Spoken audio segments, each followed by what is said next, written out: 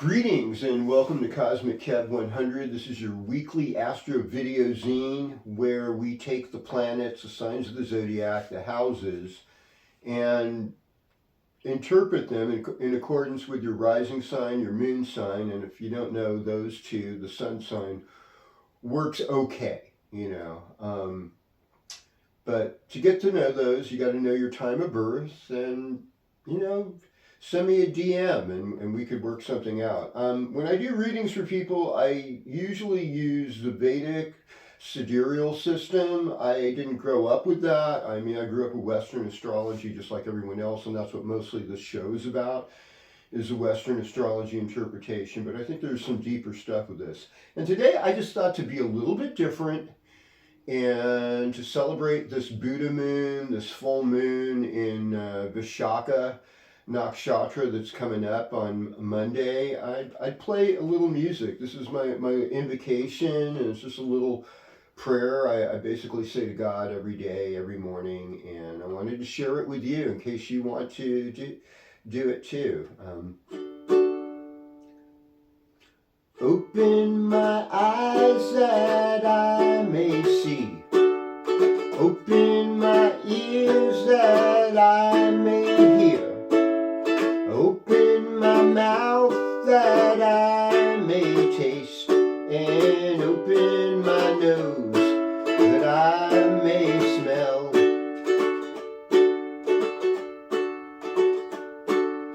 Open my hands that I may touch. Open my heart that I may love.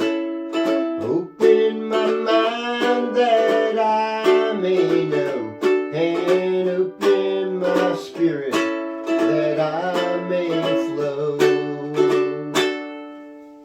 Well, thank you. Thank you for just putting up with that.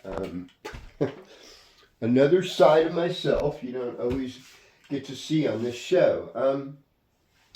So this is for the week, beginning with the weekend Friday, the 9th of May and going through the 15th of May. So in the sidereal zodiac, we have the sun is still in Aries until the 13th. That evening, the sun will go into sidereal Taurus. So by Tuesday, we will have sun in Taurus, and we'll be in another kind of thing. And we're also moving out of Bharani nakshatra and the sun, sort of our youthful, passionate energy, into Kritika, where we take on some responsibility. We're more concerned with truth and cutting out things that aren't really good for us, and also loving those who really just need love and acceptance. All of that, and it helps us kind of shine in another way. So if you're feeling sort of this other awakening in you as of this weekend, where you're like, yeah, I just want to be honest and shine with the light, that's going to be part of that. So for Friday, the 9th of May, we'll see a moon in the constellation of Virgo in sidereal astrology. That's the constellation's what you're looking at if you're in a telescope. In Western astrology, they'd say it's in Libra, but you're not going to find it quite there yet. That won't happen until sometime in the middle of the night, early in the morning. So the lunar mansion in this part of Virgo, the late part of Virgo, is called Shitra.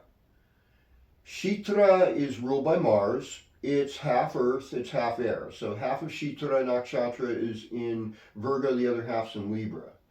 And it's ruled by Mars. Mars is a logistician. Mars is also Lord of the Earth. Now Shitra's ruling deity is known as the celestial architect. And the celestial architect, there's a couple names. One is Vashtar and one is Vishwakarma.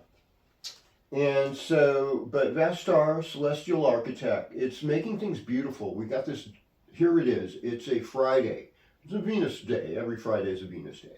But we're working on making things more beautiful and things cut. And one of the symbols is the pearl. And the pearl forms in an oyster through the agitation of tides and sand moving through.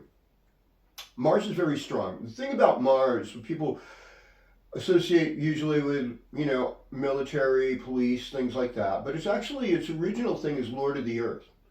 There's a biblical reference to beating their swords into plowshares when we find taking care of the earth is more important than going to war. That's when we find harmony, and that's where we find this quality energy of Mars coming out. So, it'll be a good day to plant flowers anyhow, if nothing else. That makes a lot of beauty. And Shitra people love wearing colorful clothes. A lot of them are artists. There's a lot of beautiful things that happen in Shitra. They're also really tough. They're people that know how to deal with difficulty.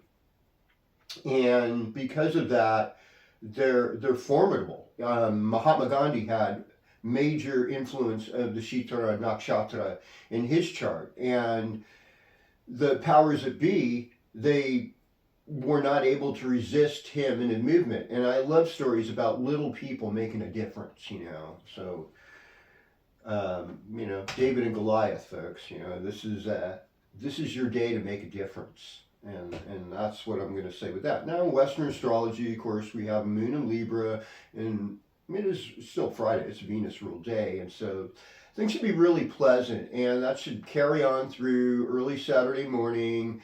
In Western astrology, Saturday, just a couple minutes before 1 p.m., Moon goes into Scorpio. It's considered to be a debilitated moon. But when the Sun is in Taurus, and the Moon is in Scorpio, there's all this creativity, because what you get going, what starts happening is all that material, sensual quality of Taurus is sort of being challenged and balanced by this transformational and even sexual, mystical energy of Scorpio. So there's this beautiful blending and coming together. And they say that Scorpio and Taurus is one of the few opposites that makes a really strong couple. It's very hard to break them. Now, on Monday morning, at 9:58 p.m. Pacific Daylight Time, we will have the peak of the full moon. And that will be in a lunar mansion known as Vishaka. And so we look at the tail end of Libra, and that's where it's going to be at that point in Vedic astrology. And Vishaka is the triumphant gateway. It's the potter's wheel where things are being formed and created. And it's also the spreading branches of an oak tree or a fruit tree. Now, one of the things is Vishaka means forked. And it's a Jupiter ruled nakshatra, which brings a sense of good fortune, education, travel, but it also brings this sense of stretching. A lot of times there's growing pains when we're going through growth. And so we have to put all of this together. And I know it's Mother's Day this weekend too. Mother's Day will be mostly in the Swati nakshatra. And so, it's very airy and etherical. Flowers are going to be a really good gift, I think, on that day. And just staying grounded, there's a lot of wealth and goodness to be had in that too. Honor your mother while you have them. I lost my mother a year and 4 months ago, and it's just not the same, even though she was 88 and a half, and, she had a good life. She was an incredibly godly woman, and, she didn't really like me doing astrology too much, although one day she gave me a book on Christian astrology, which I thought was very opening of her, and in the Judeo-Christian of astrology, they would start in Virgo, and then the last sign's Leo, because you have to start out as a servant to become a king. I can get into all this stuff. But anyhow, with that said, the only other news is that in Western astrology, Mercury's going into Taurus on Saturday, and so we'll have our mind on our money and our money on our mind, but we're also going to be more calm about the way we communicate. And we want to realize that we're here to sustain things versus to destroy things. So, and I consider the Scorpio full moon with Taurus sun is like one of the most magical. It's could be like an awakening of the Kundalini. So if you're in a positive, intimate relationship, it's a good time to slow down and just feel each other's presence, the feminine and the masculine. So, with that said, I'm going to do in the Western tropical tradition, sign by sign, starting with you, Aries. So greetings, Aries. Welcome to your horoscope. Your Mars ruled sign. Mars is in Leo. That's your fifth house. Fifth house is your children. It's your creative projects. The sun right now, sun gets, exalted, of course, in Aries, and the sun is in your second house. So that's family, that's money, that's your neck, throat, teeth, lower mouth. Finding a way to express yourself from your heart, and not letting the monkey mind interfere with this right here. And that'll be it. That's all you need to know. Greetings, Taurus. Welcome to your horoscope. Happy birthday, by the way. If you're a Taurus having a birthday, I appreciate you and wishing you so many blessings. So many good blessings this week. Happy birthday to Susan Lawing. Happy birthday to Stevie Cook. Happy birthday to Dodie and Phil Harold. So these are people I know that are having birthdays this week. I was going to tell their years, but some people get really sensitive about that kind of stuff, and which I don't completely understand, but I do too, in a way, because we're just so materialistic. What better time to talk about materialism than Taurus season, right? Venus, is in Aries, so that's in your 12th house, and so there's a loss, in some ways of love. There might be a woman that's not being completely above board with you in your workplace or wherever you're at, and so it's important to be aware of that. Also, it could be like you're just enjoying the pleasures of the bed and you're in complete romantic bliss. So it's one of those. Greetings, Gemini. Welcome to your horoscope. Mercury now in Taurus, Sun's in Taurus, Uranus is in Taurus. This is like a place where keeping a dream journal for the next couple of weeks could be really good, because you're going to get some messages, and there's some subtle things. A lot of times 12th house is dream communication. It's also a place where we're isolated. It's also a place where we can easily undo ourselves. And my suggestion with this is don't take on anything too much. And if you are traveling, preferably go to wilderness. Go to places that are just in nature, that are very peaceful and tranquil, where there's not a lot of crazy possibilities. And that's going to get you through.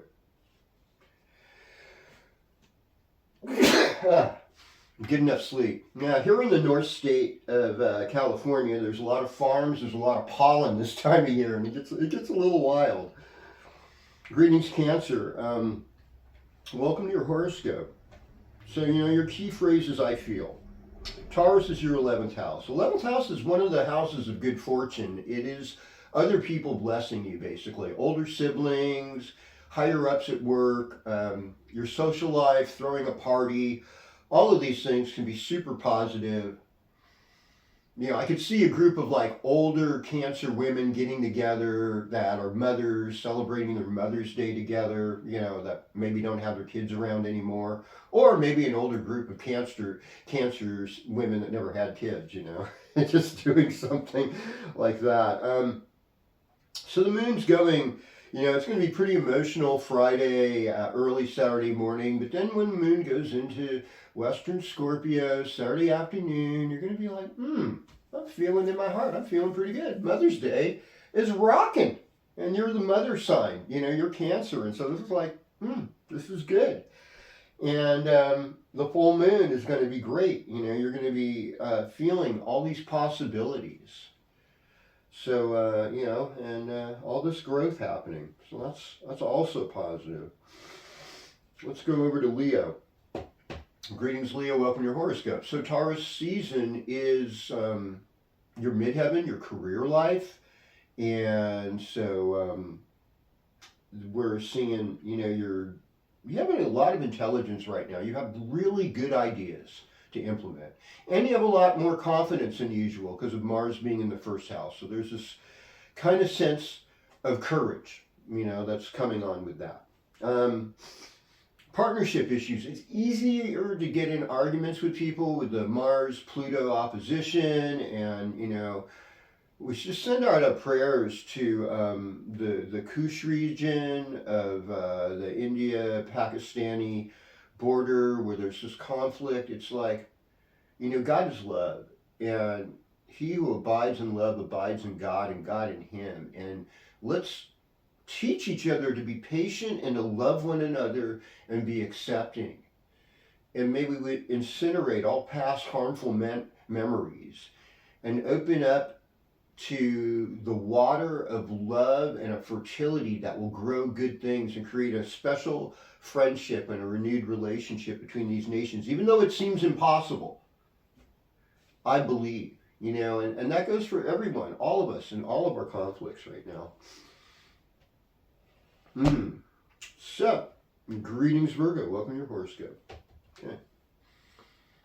So you're on Venus in the 8th house. It kind of like move the libido up. So if you've just been feeling asleep or dead in that area, even though it was just in your 7th house, this could bring another kind of awakening where you're like, ooh, wow.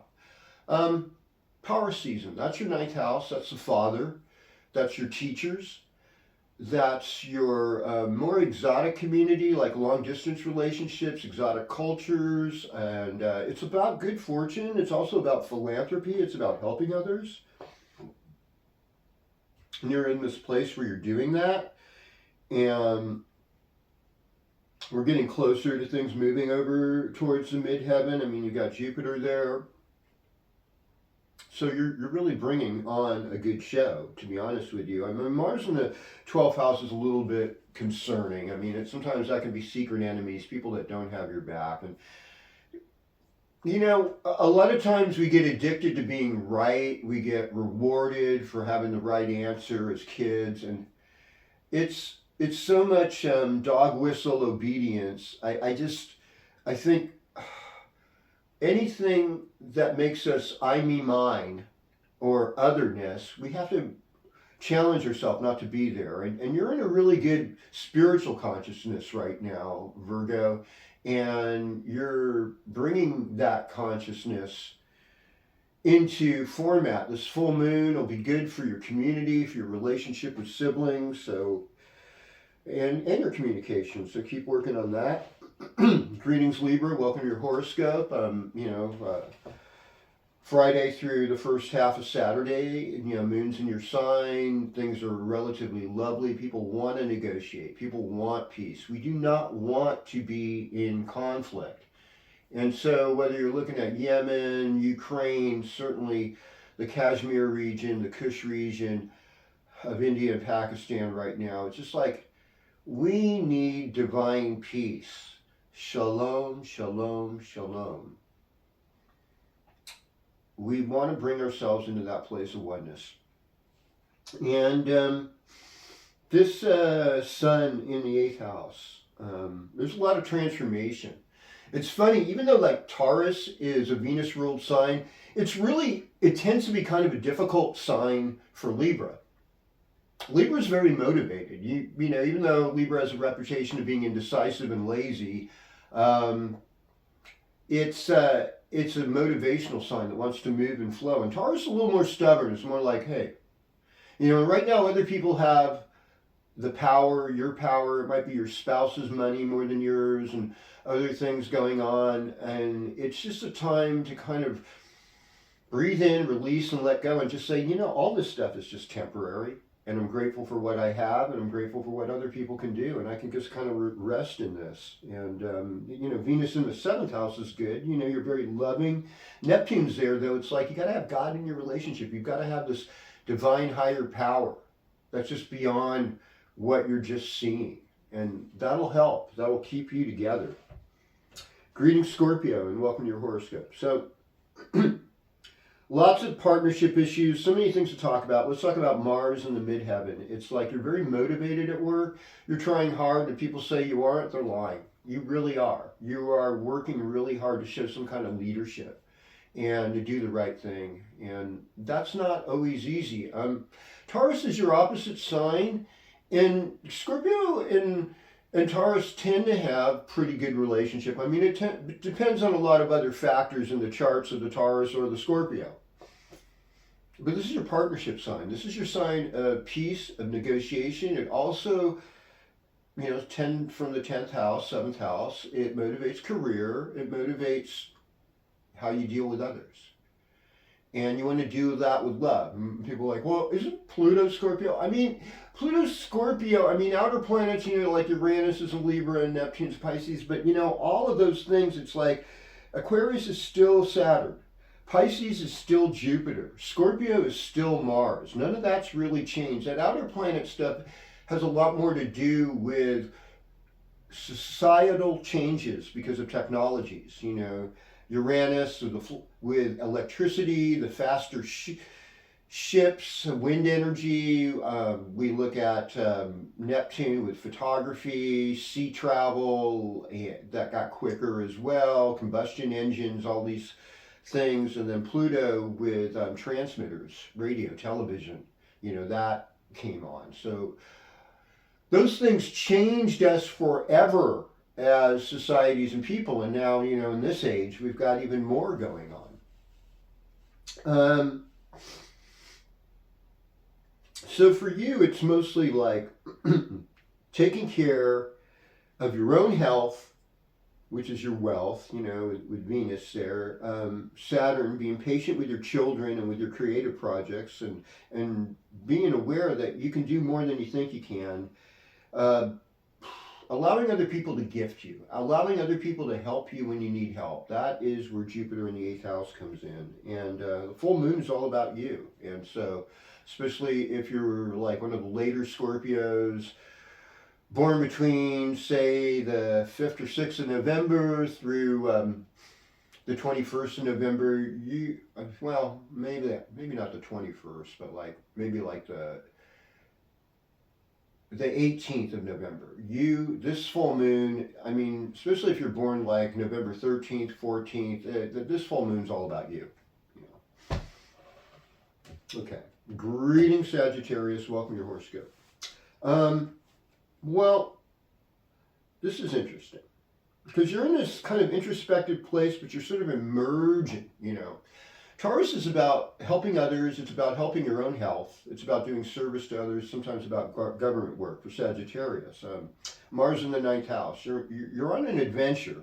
And then with Venus in Aries, and Mars in Leo, it's kind of like they're in harmony with each other in good places. So, you want to kindle romance, one of the best things to do is take a trip together.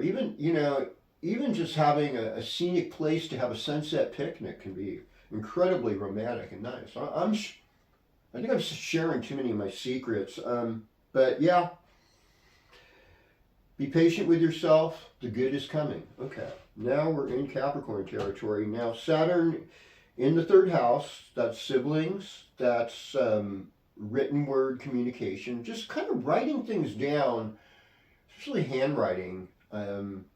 Clarifies things. It's interesting that we have a whole new emerging generation that doesn't know how to read face clocks. It doesn't know how to read handwriting, script, as they call it, cursive, which is so weird, the English language and all those things. Well, don't do cursive because that's cursive. You can carry the superstition a little bit too far, folks. I will have to say that. But for you, Capricorn, this is sort of an introspective time, and so what I would consider is that you're working on things foundational. Taurus rules your fifth house. That is children. That is your creative projects. That's where you get into your heart energy, and you learn to flow with that. And so that's really important, because you're not just a stoic rock. And people often get that, Capricorn. No, you're a real feeling person, and let that side of you show. Greetings, Aquarius. Welcome to your horoscope. Pluto in the first house.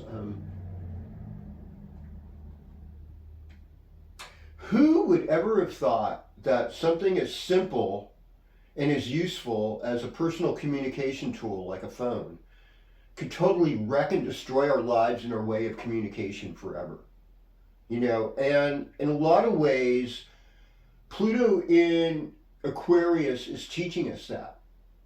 Uranus and Taurus, we're not able to appreciate the earth without, Google Earth or some other weird device of technology. And ultimately, Saturn in the second house is preserve what is good. Love your family. Take care of your voice, your throat, your lower mouth.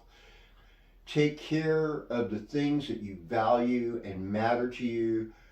Taurus is in your fourth house. So home, family, ancestors, older relatives, fixed assets. These are all things you're going to be working on and working through. Greetings, Pisces, and welcome to your horoscope. Okay, so North Node, Rahu, Saturn in the first house. I mean, they kind of go together because in a lot of ways North Node acts like Saturn. I know like Western astrologers don't see it that way as much, but I get it. These are old ancient Vedic teachings from India. And it's about being innovative. Even though I'm not supposed to be at the party, I can somehow get in there, It's good to think out of the box, and that's really, and you're good at that, Pisces, and this is like a time where you're being taught to think outside of the box. Now, as far as what you want to talk about, you love talking about love, and you love talking about spirituality right now with Venus and Neptune. And as far as where Jupiter is, it's in your fourth house, and the fourth house is about family, it's about parents, it's about your home space, it's about your ancestry, it's about fixed assets that you might need, like selling a house or selling a car, or working with that kind of energy. Taurus time in general, that's third house stuff, that's siblings, that's friends you've known for a long time. That's like your life experience from like 14 to 21, what happened while you were in undergrad, high school, elementary school to some extent. I mean, but mainly like junior high through high school through undergrad. It's a lot of discovery. And so you're in this place of discovery. And hey, I just encourage you to share what you discovered with us. And so what I'm going to ask is that you make some comments and say, hi, I just tuned in. I am like 992 subscribers right now. Hey, let's make this week 1,000 subscribers. Let's break over that edge. And if you would kindly share this with others, if you need a personal reading from me, I do accept Venmo and Zelle, so we could work on something like that. And I'm willing to work with you. And I just love hearing from you in general. I appreciate you. And so thanks for being with Cosmic Kev 100. Om Shanti Shanti Shanti Om Tat Sat.